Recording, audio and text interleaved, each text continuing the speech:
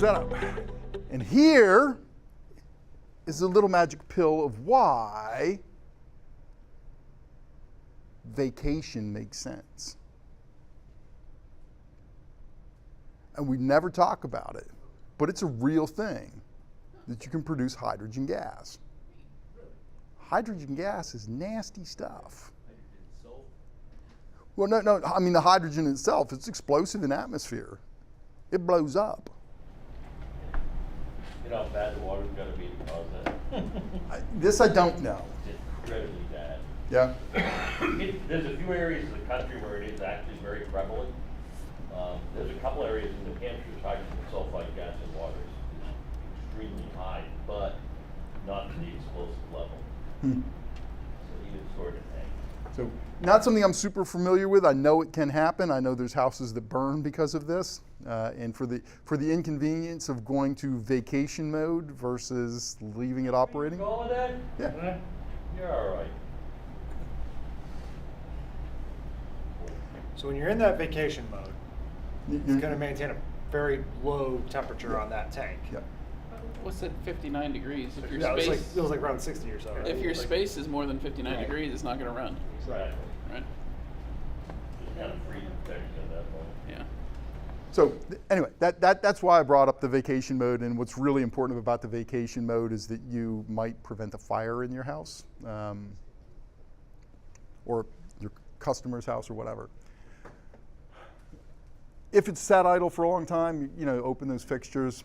And again, if you hear vapors coming out and it's not water coming out, be very careful about light switches and that kind of stuff because it could be an issue.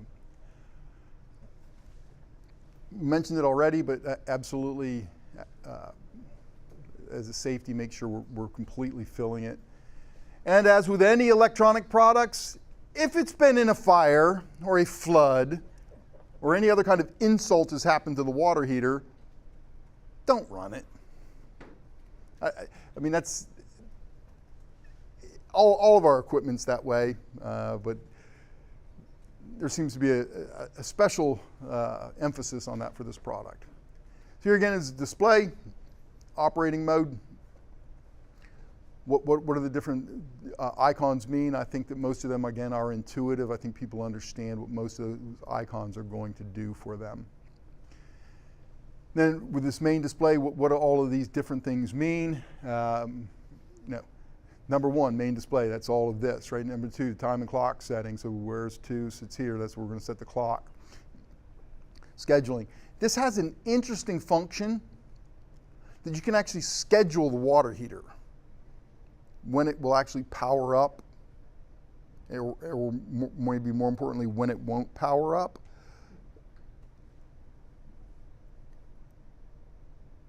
I don't understand it. I don't understand scheduling a tank water heater. It's an interesting function.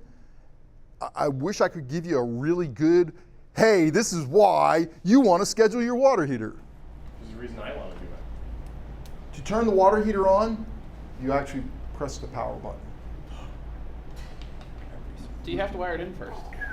Oh, yes.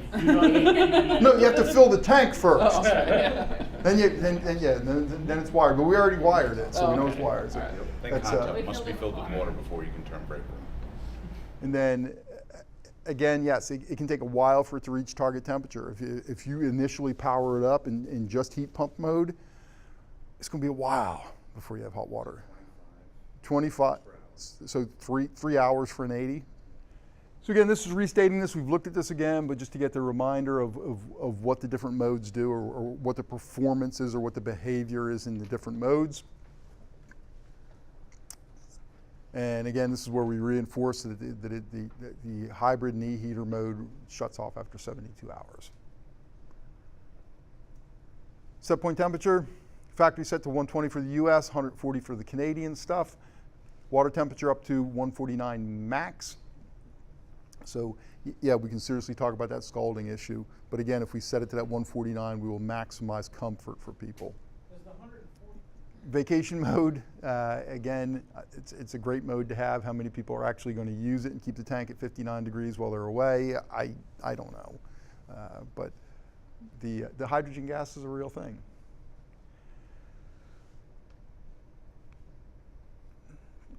Schedule, you can do daily schedule, you can do weekly schedule, turns on and off. It's pretty straightforward. We can actually look at it live and what that schedule does. And again, I think that this is a functionality that somebody said it. I don't think our installer is going to do this scheduling. I think the homeowner is going to see it in the manual, and the homeowner is going to do this scheduling. I think it's important maybe to let the contractor know that this function is available and that this function is advantageous to their customer, but the customer needs to figure it out, right? So we can take the burden off of the contractor, but point out the advantage to the contractor. I think that's huge for us, that we have that now that I understand scheduling a little bit better. More on scheduling, not more on scheduling, but more information about scheduling. Apparently I'm a moron about scheduling. To turn the water heater off, you turn the water heater off, ironically enough. And then you can disconnect the power. And then you can drain it so it doesn't freeze. Demand response, again, demand response. Somebody who's running demand response, they definitely want as hot a tank as possible, so that when the power is forced to be shut off, they have as much hot water stored as they possibly can. So I think that's a big consideration for those guys. And then, of course, yeah, with that, again, the mixing valve is important. So this port, the CTA 2045 port, is universal. Anybody who's doing demand response has that port. Let's see. It's that protocol, basically, the language that speaking. Might be. So now we get into some of the more advanced settings. So yes, we can choose Celsius for our Canadian friends or whatever. For the German friends, too. Wait, I have a German friend? I didn't. I'm glad we're friends. I thought we were colleagues, but I'd rather be friends.